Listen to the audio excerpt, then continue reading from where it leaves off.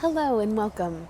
So, we have had our RV for about 4 years now, and we have traveled quite a bit. So, it is my husband and I. We've got two kids who are in their teens or almost in their teens, and we've got two dogs, one very large German Shepherd and one tiny Poodle Maltese mix. So there are things that I wish we had known before planning our RV trips. So I want to share with you today the top 5 things that I wish we had known before traveling in our RV. And I've got 2 kind of bonus add-on tips that I'm going to share at the very end, so be sure to stay tuned for those as well. So as someone who has planned a lot of regular vehicle road trips, I learned that in an RV you cannot rely on Google Maps or Apple Maps for a variety of reasons. The first one being the estimated length of the trip.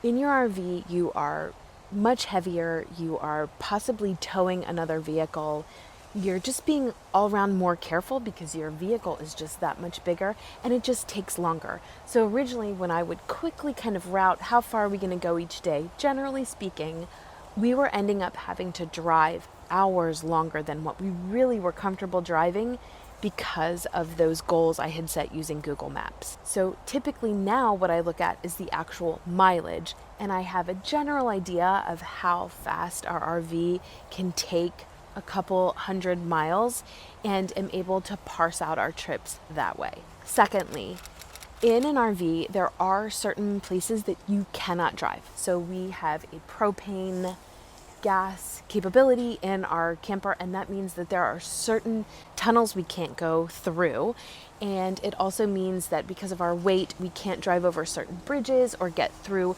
certain overpasses.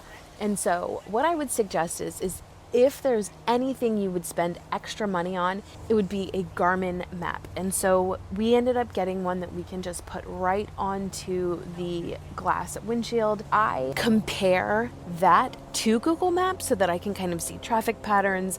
I can kind of get a general picture of what the direction is. But generally speaking, the map tells us how to go. We've figured it out before we've gotten into the RV, and it just makes the actual trip much more pleasant.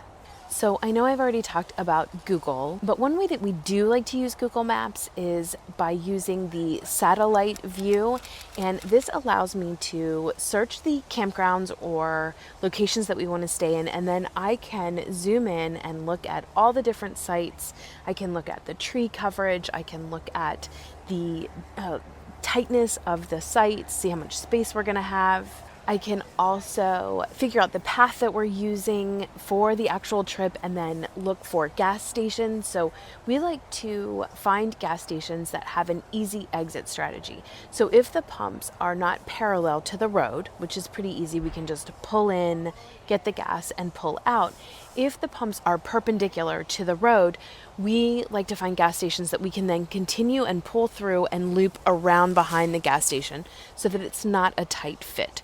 With pulling a toad, it makes backing up difficult, if not impossible, and so we want to make sure that we know what we're getting into when we stop for gas. Additionally, it's the same thing with rest areas. I want to be able to look and see, are the sleeping spots really close to the road? Are there a lot of trucker spots versus RV spots?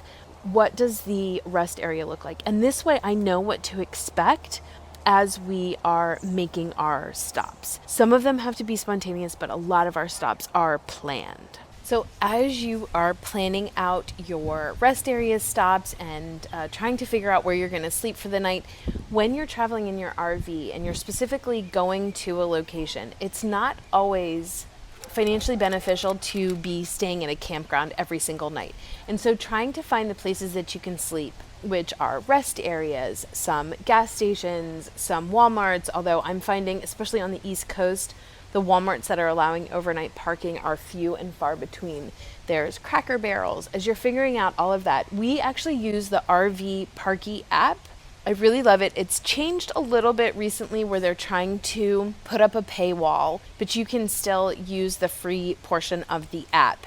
And that will allow you to kind of see what options are along your route that you could possibly stay at. My experience has been Cracker Barrel parking lots, while convenient if you want to run in and grab a big breakfast, they are very tight and small. And so we have not chosen to sleep there. We also have not slept in any Walmart parking lots because, again, as I've said, a lot of the places that we are traveling through or going to, the Walmarts are slowly starting to convert to not allowing overnight parking. So what we have really found are rest areas and some gas stations like a Pilot, a Love, or a Flying J. But again, as you'll hear later on, these are not all equal. There are some Flying J locations that are marvelous to sleep at, and there are others where they only have a few spots and it's just not very convenient and difficult to get in and out of. So again, Flying J also has an app that you can go in and look at all of the facilities that are offered there, whether it be showers or being able to pay to dump, and then how many spots are available for RV vehicles. They really frown on RVs parking in trucker slots, so you'll just need to really kind of be careful on the availability. We've also found that some rest areas, especially around surrounding urban areas, can get full. So if you're planning on getting in around 10 or 11 at night to just sleep for a few hours, those options can fill up quickly. And so again, you want to make sure you're doing your research and reading comments and looking on Google Satellite to kind of examine what is the lay of the land. Also, as I have mentioned, Flying J and Pilot, these gas stations also offer propane fill-ups. So that's really convenient if you're traveling, especially to areas where you're going to need heat. Making sure that your propane is full is so important.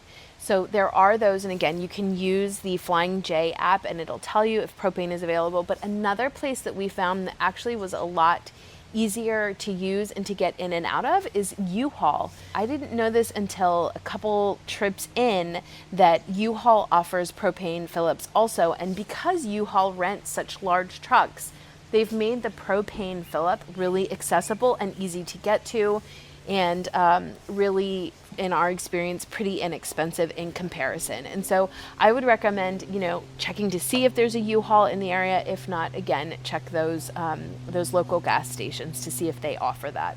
You also could look at campgrounds in the area as well, again, depending on where you're staying. If you're boondocking, a lot of times campgrounds will offer propane filling as well at a cost. And so just making sure that you are aware of what is in your area as far as being able to access dumps, even if it's to pay for, but especially propane refill.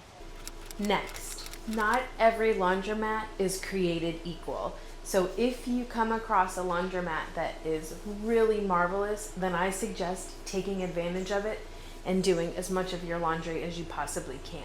In that same vein, we also work really hard to bring capsule wardrobes, and that means we're only bringing a few of t-shirts and pants and shorts and sweatshirts that will intermatch. And so we choose colors that are pretty neutral, like navy, gray, khaki, a mauve, that can kind of all connect and you can wear it all together. We also utilize packing cubes, so if we wear something out and it's not dirty, we will just put that into a packing cube, put that up into our closet, and save that for another day. We are not feeling like we need to wash our clothes every single day, every single time we wear them. The same goes for showering.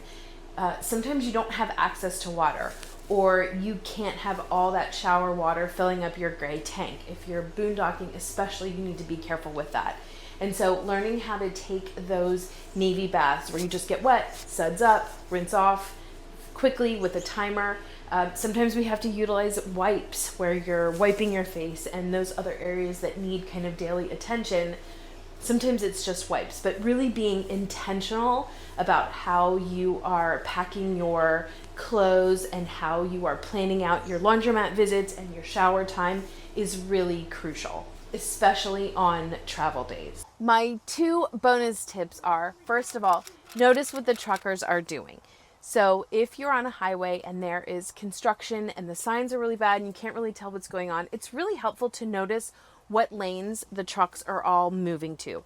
They are communicating, they're letting each other know what to do. And so if you can just kind of be aware with what they're doing and where they're moving to, then you're able to get your bigger rig, hopefully, over in a more timely fashion and in a safer way. Secondly, have a plan for recycling. Recycling, in my opinion, at campgrounds and with boondocking really sucks.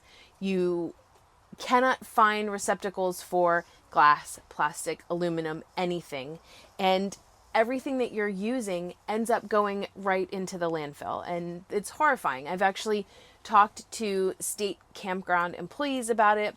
They say that part of the issue is a lot of people don't bother to separate things, and so it just all gets put into one can, and then once that happens, they're unable to recycle it and sort it themselves. We just really try to think about where are we going to be where we're going to have recycling, and that means collecting it and maybe keeping it in a box in our tote so that we're able to be a little bit more green and earth friendly as we're out in nature. I would love to hear what tips you have found with traveling in your RV. Share also any of your favorite campgrounds. We have found some over the years, and I've thought about doing a video on the best campgrounds we've come across. So if you're interested in that, let me know, but also let me know where you love to stay or even boondock. Thanks so much for watching, and until next time.